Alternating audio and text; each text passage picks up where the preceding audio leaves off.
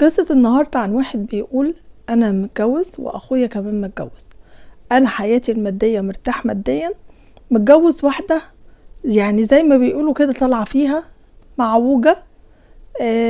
كل حاجة عندها وبتعاملني أسوأ معاملة، كل اللي بتطلبه بجيبه لها، واحدة تيجي تنظف لها البيت بجيب، أي أكل هي عايزاه بجيبه، مصروف ليها وبتاخد، بس بتعاملني معاملة وحشة قوي. مش عارف ليه، بحس ان هي قرفانة مني، بس انا والله راجل نضيف في نفسي، شايف نفسي، برفانات على طول، مش عارف في ايه، مع اني انا وهي واخدين بعض عن حب.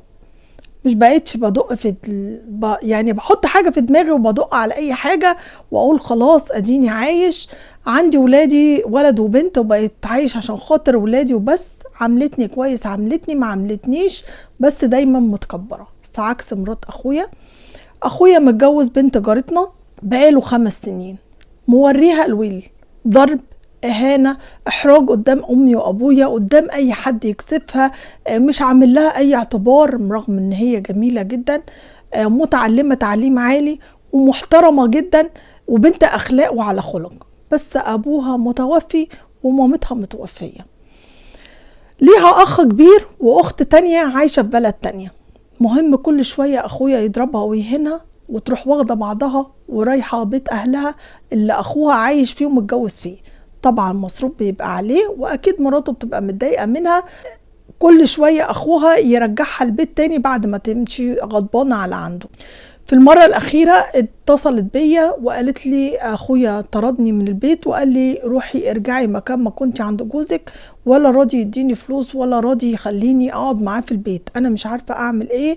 واتصلت بأخوك قلت له ابعت لي فلوس، مرضاش يبعت لي فلوس، وأنا تعبت من الإهانة والذل اللي أنا عايشاهم، أنا مش عارفة أتصرف إزاي، بالله عليك شوف لي حل، شوف لي أي شغلانة أشتغلها، أي حتة أروح فيها، مكان أخدم فيه، اي حاجة تساعدني ان انا ابعد بعيد عن اخوك، ويا ريت تساعدني ان انا انفصل عن اخوك، واشوف لي اي مكان اعيش فيه. بصراحة بقت صعبت عليا، بقيت حاطط مراتي في دماغي وحاطتها هي في دماغي، اقول يعني انا طافح المر طول النهار وجايب لمراتي كل حاجة في البيت رغم ان هي مش تعليمها عالي، ودي تعليمها عالي ومتهانة مع اخويا، كل شوية هنا ويضربها ويحرجها قدام الناس. كلمت اخويا وقلت له يا سيدي عاملها بما يرضي الله، حرام عليك، دي بنت ناس برضو، ازاي تعمل فيها كده، كل شويه تهينها وتضربها، وهي عشان ما امها وابوها متوفيين خلاص ملهاش ظهر، انا هبقى ظهرها وسندها. قال لي مالكش دعوه وما تتدخلش في اللي مالكش فيه، كل ما اكلمه واقول له عيب تحرجها قدام حد